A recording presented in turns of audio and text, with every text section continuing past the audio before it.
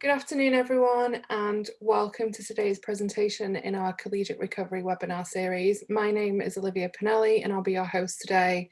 We're joined by Dr. CJ, who is Dominiquie Clemmons-James. The topic of today's presentation is North Carolina and Technical State University Spotlight. These webinars are hosted by the Association of Recovery in Higher Education in order to support the growth and development of the collegiate recovery field. Just a few reminders and logistics before we get started and turn things over to CJ. The webinar is going to be recorded and we will upload it to our YouTube channel. You'll be able to go back and access that at a later date, usually within a few days. If you have any questions for our presenter, please enter them in the Q&A box at the bottom of your screen and we'll get to as many questions as we can. Supplemental materials provided from the presenter, such as slides, will be emailed out to registrants if you request them. If you have any technical difficulties or logistical questions, feel free to message us through the chat box and be sure to select all panelists if you can. We're always looking for ways to improve, new topics to cover, and any feedback from our attendees. So reach out to us at any time and let us know about your experience today. Now, before I turn things over to CJ, I just want to read a quick bio. Dr. CJ holds a Ph.D. in Rehabilitation Counselling and Administration. She's also a licensed clinical mental health counsellor, certified rehabilitation counsellor, national certified counsellor, and the coordinator of Aggies for Recovery, the Collegiate Recovery Community at North Carolina Agricultural and Technical State University.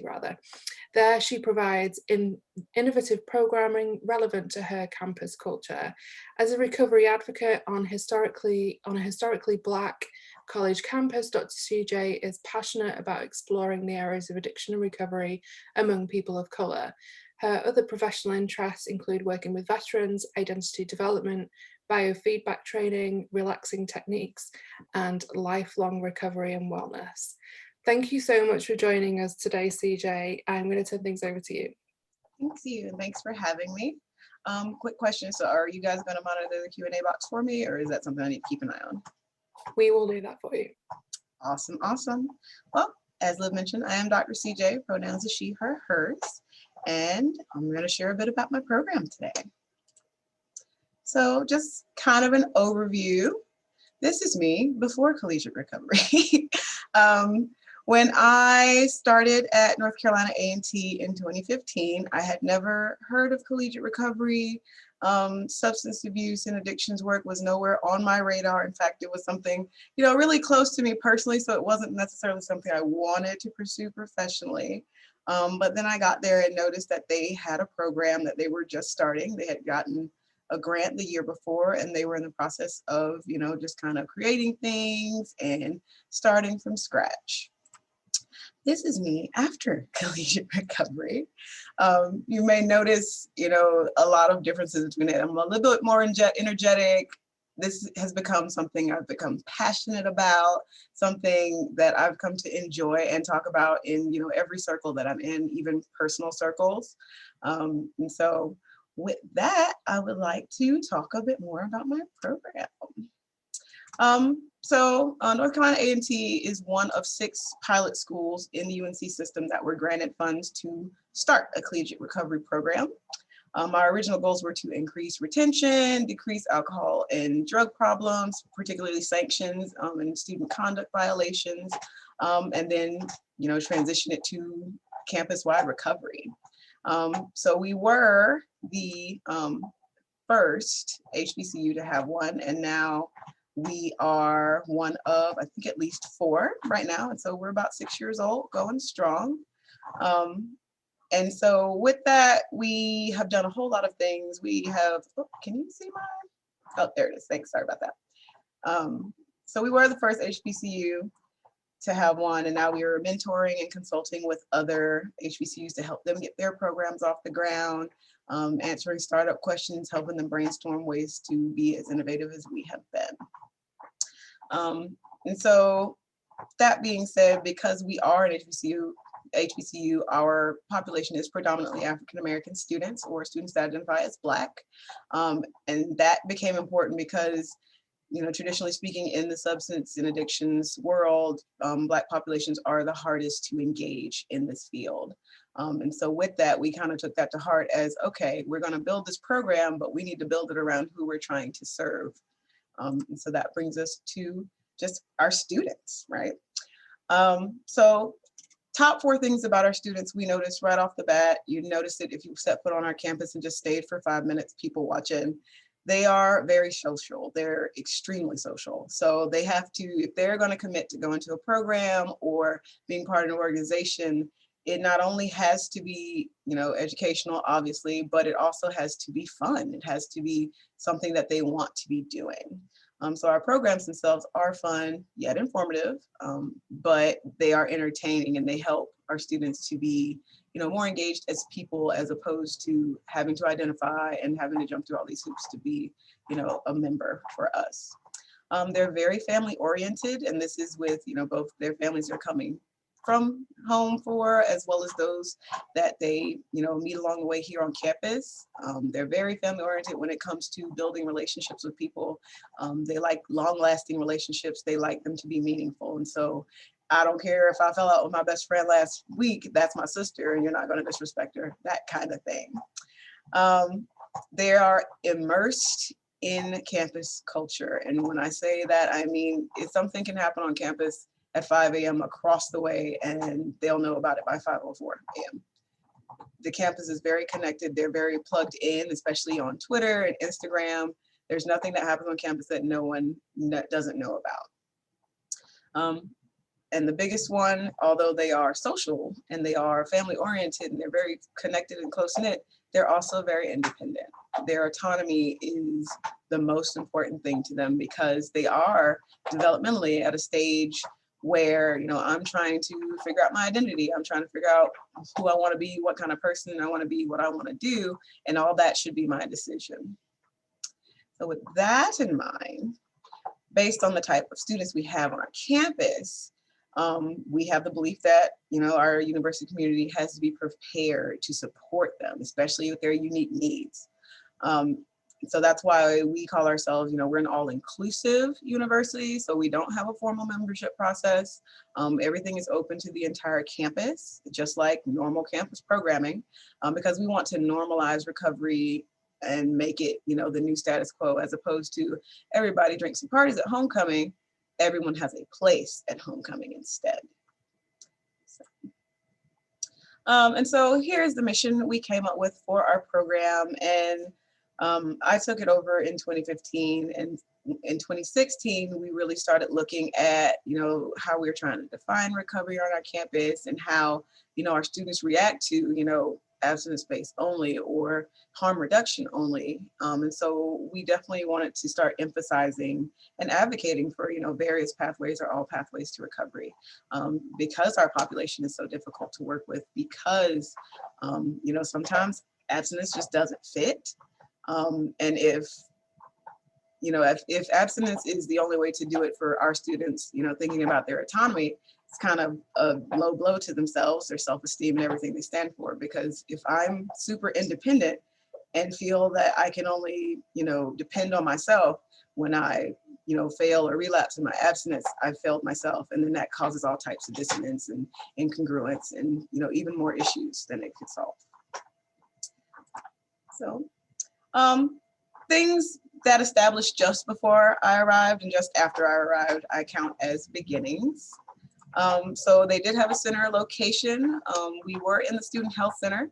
Our Collegiate Recovery Community is housed underneath the umbrella of counseling services, but we made it possible to have a stronger partnership with our Student Health Center on campus, because recovery and student wellness is a wellness issue. In the Student Health Center, we had a space that was a lot like, I don't know if you're Harry Potter fans, but a lot like the Room of Requirement. We could change it around to make it be whatever we needed it to be. If it needed to be a yoga studio, if it needed to be a study hall or just a lounge hangout, we could do it. We also had 2 counselors across the hall from it, so it counted as a satellite office. So those were usually CRC admin staff, or just someone to make the referral process a bit more easy if difficulties arose that needed a bit more assistance. branding, we were not always called Aggies for Recovery. In fact, we were just the CRC on our campus. But then came the Campus Recreation Center debacle. They also started calling themselves the CRC. And so I think about 2 years ago, well, 3 now. I keep not counting 2020, how awful.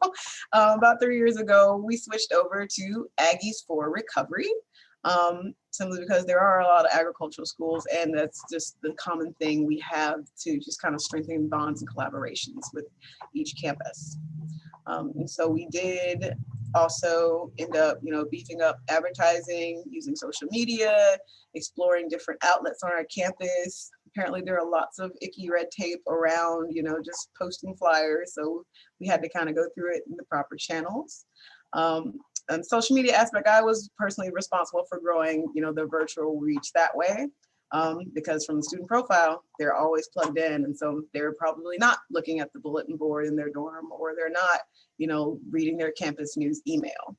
And so we just kind of started meeting them where they're at with social media. So as I mentioned, it is housed under counseling services, and a lot of the beginning staff were counseling services clinicians. And so a lot of our program developments included, beefing up clinical skills of clinicians and abilities of those clinicians to train others that come to campus. So for instance, I know with basics and K6, we got trained to do it, and then a lot of us got trained we got the train the trainer certification, so that when we get new staff, or we get new students, or we get someone else that is interested in championing collegiate recovery, say one of us leaves, we can pass that skill on to the next person. We also enhance skills in just addiction group work, because as I've mentioned, wasn't really an area of expertise when I got here, but a few of us decided to take the plunge and really brush up on our skill and knowledge about it to ensure we're providing service the right way. A lot of us got Sure Bet certified, because gambling is also something we wanted to include in our collegiate recovery area. Smart recovery, we got facilitator trained in that, because our current 12-step at the time just wasn't really working well. We didn't really have that many community partners that could come and facilitate either. And so we all did get the facilitator's guide for smart recovery. And we also purchased eCheckup to Go for alcohol and marijuana use. So as we started this work, we noticed that there were several just kind of issues at hand that became the 4 pillars. Those are the things that influence our programming. This is the foundation that we're built on. So our focal areas include obviously substance use and behavioral addiction, but we also noticed that social skills was an area of challenge for a lot of students, whether they identified in recovery or not. For those that identified in recovery, it's just like, okay, well, most of my social outlets and my friends, that's the only thing we used to bond over was use, and now I don't fit, but now I also don't know how to make new friends, or I don't know how to put myself out there, which translates into, a lack of interpersonal effectiveness in general. So we definitely started some programming around that. There's a couple of examples of our flyers that we use, like Thursday is our newest social skills group. And we also noticed that wellness awareness was a big thing on our campus too. So not only, everyone's running around saying hashtag self-care, but nobody's doing self-care. People are saying wellness, but no one knows what it really means or can look like. So that also became one of our focal areas, and a great area for us to collaborate with other departments on our campus. Simply because, I'm not a yoga instructor, but I know my friend in Campus Rec is, and we can offer these positive experiences, these wellness experiences that may be left field for some people. Some people never thought about float therapy or thought about, acupuncture, and we have those connections. And so we try to make that happen for students. So once again, we don't have formal membership due to normalizing and, just student autonomy, but our reach is massive. So this is just a few demographics of what goes on our campus. So we do outreach, we do smart recovery meetings, we do, a whole lot of recovery-based psycho ed and just information giving, as well as, behavioral experiences. And so since we started in 2014, we've served 696 students in one of these capacities here. And just from 2019 to today, 338. So that's over half. We've doubled in the time since we started. And it's great because now people actually have time and can jump in our meetings whenever. It's great. Passive prevention. So things like, hey, come to the CRC. I'm Dr. CJ. Let me show you around. Or, just giving information tables about, awareness weeks. Like overdose awareness is one of our biggest month events where we do a lot of tabling and people learn a whole lot because they just simply think overdose means one thing, and in actuality it can mean several things. And so that's a great one. Special topics, we get invited to present and do workshops all the time, and so some people will contact us and say, hey, how do I know about signs and symptoms of addiction? Can you come talk to my class? And we are absolutely down for that. As well as university programming. So we do have a spot during orientation, whether that's, fall freshman orientation, grad student orientation, all of it, we're always there just to kind of be there to meet and greet new students who may or may not need our services. And the rest of it is our collaboration with the Dean of Students in the Conduct Office as a university program where we, assist sanctioned students with, just kind of taking a look at their use and, bringing it more in their conscious awareness. So our program does have 3 key features. The first of which being our Basics K6 program, so brief alcohol screening and intervention and the cannabis addiction screening and intervention. We were all trained by the lovely George Parks to be able to do this on our campus. And it focuses a lot on harm reduction, but we've kind of translated it to incorporate all pathways to recovery, like I mentioned. It uses motivational interviewing, because again, our students are very autonomous. They don't necessarily like to have that moral finger wagged at them and says, oh, you're a deviant and you need to do better. They want the choice. They want to be guided, but they don't want to be told. And it targets high-risk college students and those who are beginning to question their use. So that can look like sanctioned students, or that can look like someone that's just like, I'm thinking I'm starting to have a problem with this, or I woke up somewhere I ain't really like it, and now I'm in the counseling office and they refer them to us. Gives individualized feedback about use with the use of the e-checkups. And then we can provide psycho-ed, myths and facts. Legislation has become included in that because that's becoming a huge issue. And just increasing coping skills, decision-making skills, conscious choices, and things like that. Typically, these programs are supposed to be given in individual form, but we have translated it to be given out in group format because, again, they like to be social and they're family-oriented. So while they like to make their own decisions for themselves and participate and make choices on their own, the support and connectedness helps to, cushion that process. So we do it in group format. And we also incorporated an informal belief session to it to explore student thoughts and just how they're thinking about it in general. Because one thing that came to our attention is that students are experimenting on campus, off campus, whether we know it or not, whether they tell someone or not. And some of them do get sanctioned and end up with us. Some of them don't, just come on their own accord. But no one has conversations about the experimentation. No one has conversations about the motives for use. No one hears people out when they've been sanctioned and caught and punished. No one gets to hear any of that. And so we, offered this platform and offered this space as a way to get to the bottom of that and infuse, some better coping skills, better decision-making and things of that nature.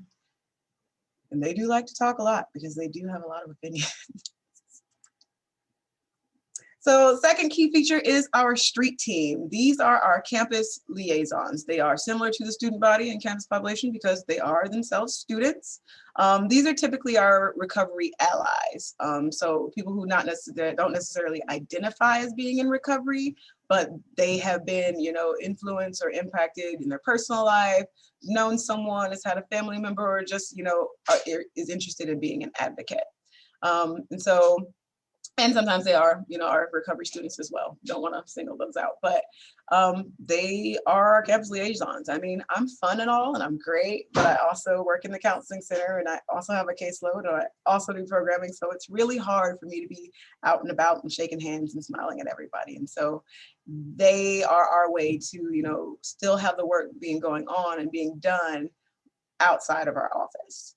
They're usually really approachable because, once again, I'm fun, but I'm kind of an old lady at this point. So they are more visible because they're out and about walking back and forth to class with them, and they assist in changing the campus norms because they are the campus. And so some of their training just kind of includes, you know, and it can overarchingly be called allied training. It's a whole separate thing, but this is also part of their training. They are taught how to table, how to do presentations, how to, you know, post on social media in a way that's effective, not just because we're bored sitting at home. So we go through role plays, and that's usually their favorite part of the training because I get to be ridiculous and walk up to their table and say, you know, my dad was in recovery, and then just go blah, blah, blah. And they'll look at me like, do they really go on like that? Absolutely. Which is why we also train them how to refer students, how to engage with them in such a way to help them feel validated and then look at us as a resource, as opposed to, no, don't tell me your life story. I'm not qualified. But also training in just conversations about recovery. This also helps us to get to know them, which informs our program overall, because once again, they are the campus. And so if this is status quo experience with knowledge about recovery or, you know, experience with addiction, then that's something we definitely want to know about.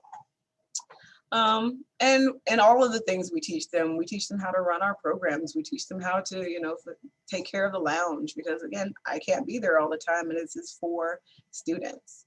But in everything we teach them how to do, running events, running mindfulness groups and things of that nature, they are living a recovery lifestyle, whether they know it or not.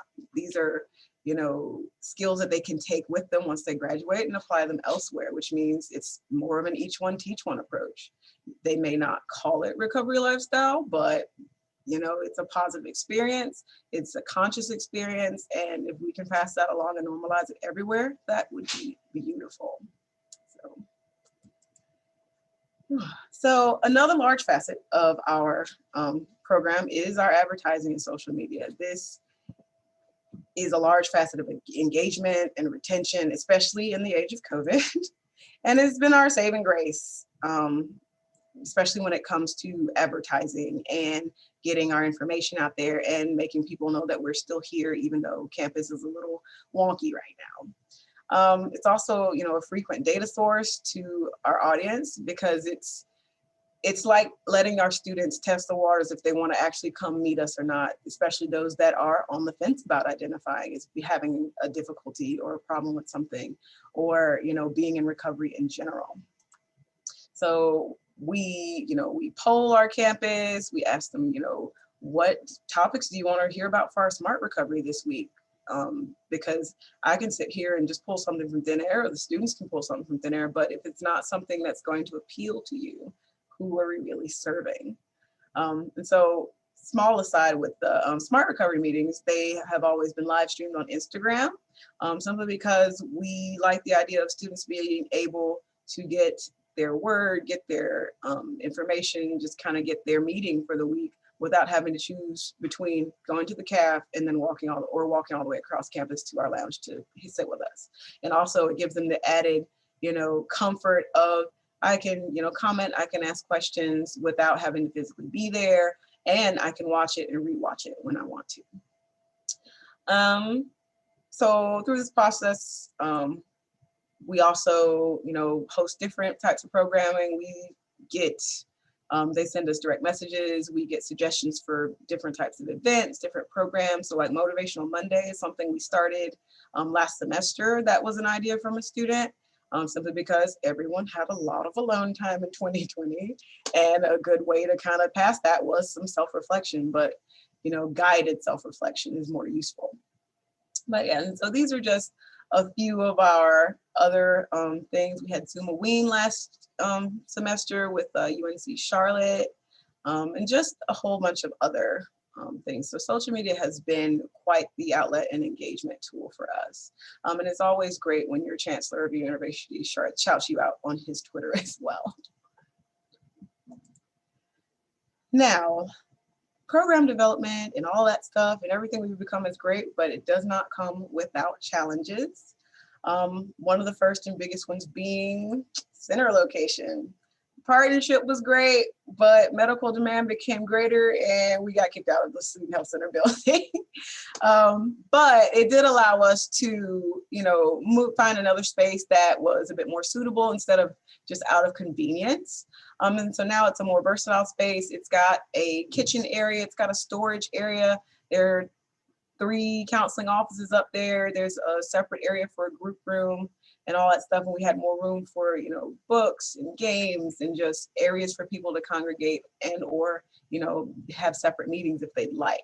So just some anecdotal evidence we got back from it was, it's more practical, it's more comfortable. I've even been told this feels really homey and I like it.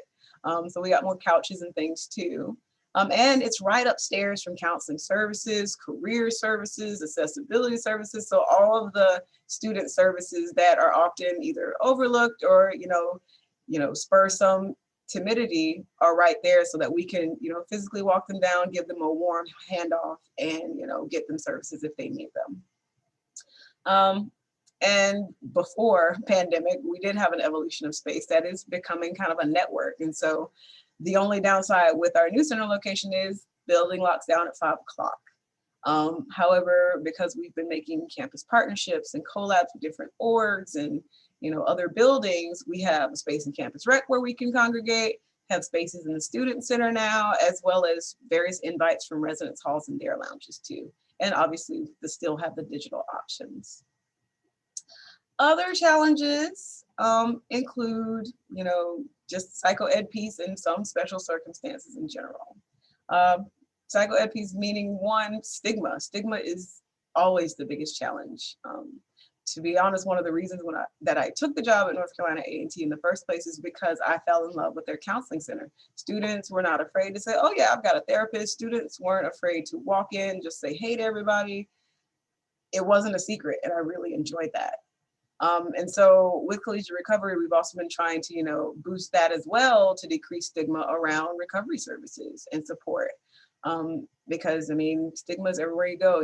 I feel weak. It makes me feel like I'm unstable. I can't get myself together. If I go ask for help, I've got a real problem kind of thing. Lack of understanding, lack of language was something we ran into early on. 6 years ago, I walked up and said, I could walk up to a student and say, hey, do you know what recovery means? And they look at me like I was crazy, like, what? But now I can, and they're like, oh yeah, that's the thing where, and they can give me a definition, they can give me examples. And so that was an early on kind of difficulty, just a lack of understanding of what recovery is, what it could be, what addiction is and looks like, especially from someone of their culture and population. Because before students were like, oh no, I don't have a problem with marijuana. I just, smoke it every time I'm stressed. You're stressing off a lot. Or this is an addiction. This is just something I do all the time. Okay. So helping them, not only learn that language, gain that understanding, but also translating it to what this looks like in everyday life for you is important. Retention is always, a big thing too. And that often leads to special circumstances that are also challenges. So like the informal membership process, people, don't like labels, they don't like to commit, but they do like, they do like our content. They do like to engage and learn and, get something out of it to implement in their lives. And so retention is a challenge area, but as long as we are, working and getting people things they need, granted, it would be great if they could fill out a survey or something. But as long as they're doing that, then I feel like we are doing the work we need to be doing. Now, with regard to special circumstances, there are several things with this population in particular that come up more often than you think. So community normalization of use. Everybody in my neighborhood smokes. That's what we grew up doing. That's what we do when we go home for holidays. That's what we do. And that's problematic because that, requires that clarification of, okay, do you know what addiction is? Do you know what recovery means? Do you know, is this a negative coping skill? And so that really has to help them cut down into that structure that they've built around their substance use. Funding through trafficking, that comes up more often than we'd like as well. You wouldn't really think that would be an issue, but it is. How can I, sit here and confidently say, I want a recovery lifestyle. I want to, not deal with this when my college education is being funded by my mom and dad selling out of the house. Or if I were to turn my back on my family, that's like snitching to the police. So there are a lot of special circumstances and complications, that come up, especially with working with this population.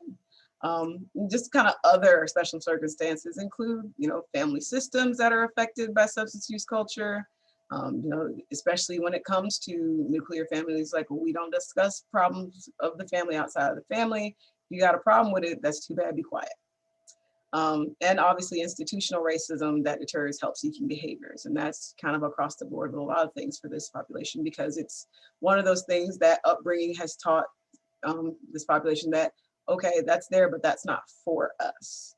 And so a lot of psycho-ed has to happen around those as well. And so how we define recovery on a campus became really important. And so SAMHSA's definition of recovery really stood out to us because nowhere does it mention substance use, nowhere does it mention behavioral addiction. It just highlights a process, it highlights what we're striving for, and what the goal is. And so that's why we decided to expand our definition. That's why we decided to expand from abstinence. So it's addiction plus, substance use, behavioral addiction, trauma. Recovering from trauma is a big one for most of our students because a lot of that is wrapped up in their experimentation. A lot of that is wrapped up in just how they view the world and what decisions they make. Adjusting to new accessibility concerns, situational recovery. Some things come up like special circumstances where my family has ruined my credit before I even turned 18 and there's nothing I can do about it. I'm in financial trouble and I can't stay in school. That's a financial situation. That is a special circumstance. Who do you go to for that? And, when you're in those special circumstances and stressful situations, who else do you turn to other than what's easy, what's accessible, which often turns into negative behaviors, behavioral addiction, and substance use. We also expanded it to have some form of wellness inclusion. So self-care activities, positive lifestyle experiences.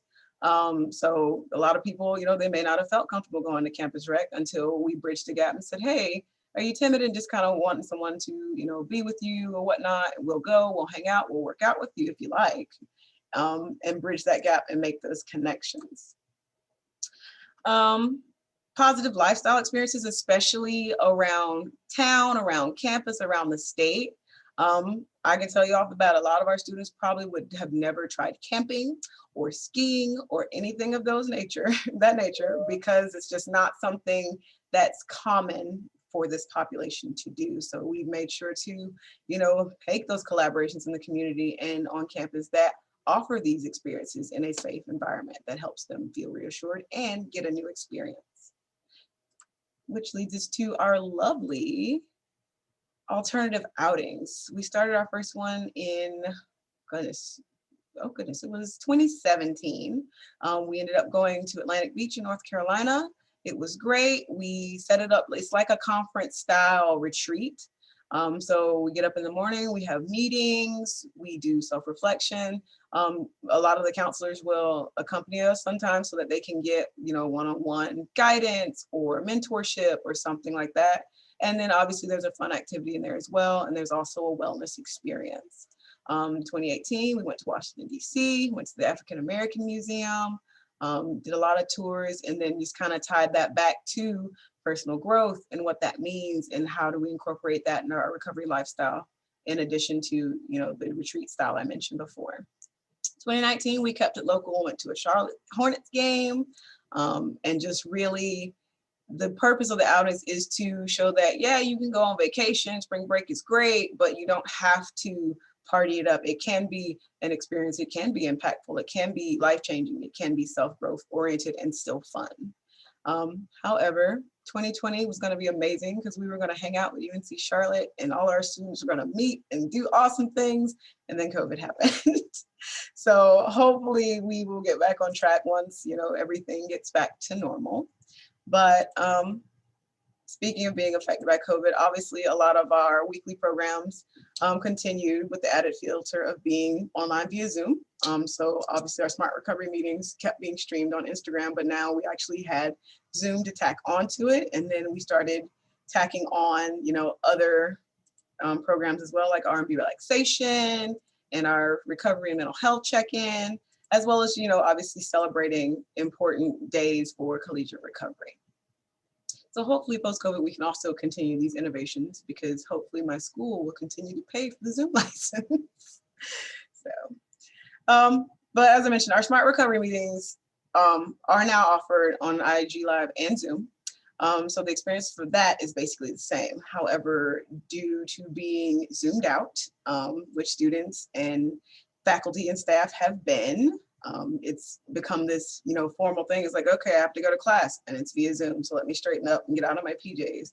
And every time I get on Zoom, I'm in this, mindset of, I have to be serious. I have to be formal, even if it's not a serious or formal thing. And so due to being Zoomed out, not only are we streaming on IG and posting the video to Facebook, we are now simultaneously streaming live to all three at once so that everyone everywhere can touch base with us, get their Smart Recovery needs met, as well as some of our other online events. We just had R&B relaxation today, actually. And a lot of people tend to join us that way because, again, it's at their leisure, it doesn't feel formal, and they're still getting what they need. So they also don't have to worry about missing the meeting, having to deal with Zoom issues, or feeling pressured to be engaged. Because once again, based on student profile, they like their independence. They like to choose what to do and what not to do. So if they choose to comment, that's great. If they choose to just listen, that's great too. And again, they can go back and watch at their leisure. So based on pandemic program alone, we've reached at least 424 students, and those people got their recovery needs met, which includes as many as 43 people engaging with one instance of our recovery meeting, our Smart Money meeting, which I thought was amazing. And my fearless leader, my director, she's like, well, how do you know it's our students?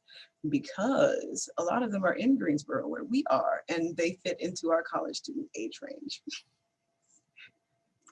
So with that, the pandemic has been difficult, but the innovation has definitely been up and keeping us afloat. And so we are keeping calm, we are hoping for the best, and we're just kind of ready to get back in and see our students and hang out again.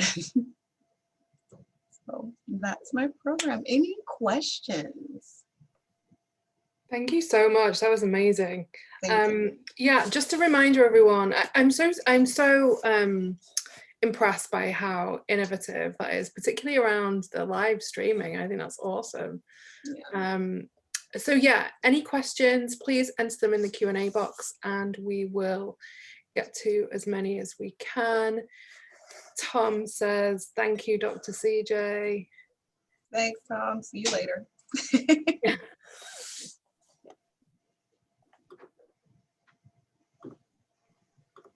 And hi, Allison. I did get your email. I haven't checked it yet, though. All right. Any questions coming up?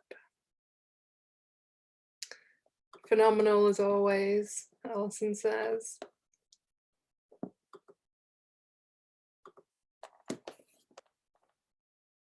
Maybe everyone's Zoom fatigued.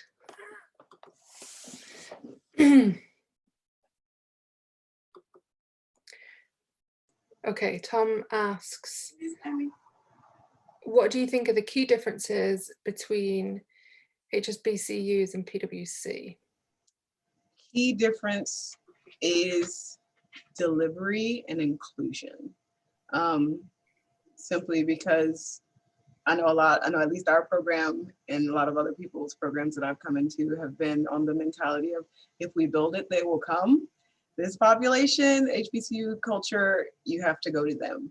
You really do. That's definitely a big one. So inclusion, being direct, inviting directly, all of that stuff, and just how you talk about it, how you express it, how you convey that information is also useful. One of the other speaking engagements I've been to was talking about culturally relevant programming. And so with that, you know, we broke it all the way down to how you word your flyers versus what you put on it, right? And so anyone can get a stock photo and just put it up there, but if it doesn't look like me, then I automatically assume it's not for me. So for us, it's not uncommon to have 3 copies of the same flyer that look different, so that everyone knows, oh, this is for me. And then when everyone shows up, they know it's for everyone, themselves included. That's really helpful, thanks. Another question is, what does the funding source look like again? For us, we were under a grant from the governor of North Carolina, which is, I think we are in our last year of it. But currently we just kind of use it to, you know, provide goodies to give away, host events.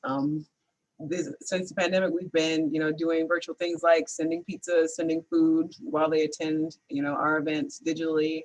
But funding source is always, you know, a thing that's up in the air for us because we are grant funded. But we also, since we're under counseling services, we also are now have a state budget that fits within the counseling services line too. That's great, thank you. Some more praises come in. They've said that's a wealth of information. Thank you so much. Could you send the slides to me or Sylvia and we can get them out to I sure can. Great attendees. Are there any other questions? Otherwise we can wrap up. I do have one question. You, Dominique, you mentioned you being trained by George Parks. Did I hear that correctly? Mm-hmm. Is that an institution or an individual? He's an individual. He is the creator of Basics and K6. Okay, fantastic.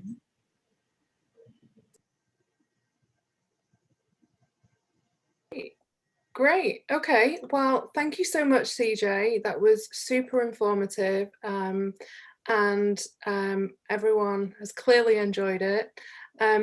We hope that everybody has found it helpful, that you share the session with colleagues, stay connected with ARHE to learn about future webinars, and let us know how we can improve our offerings. Just to remind you, we are going to upload this to YouTube within the next few days, and we will put a blog on our website too.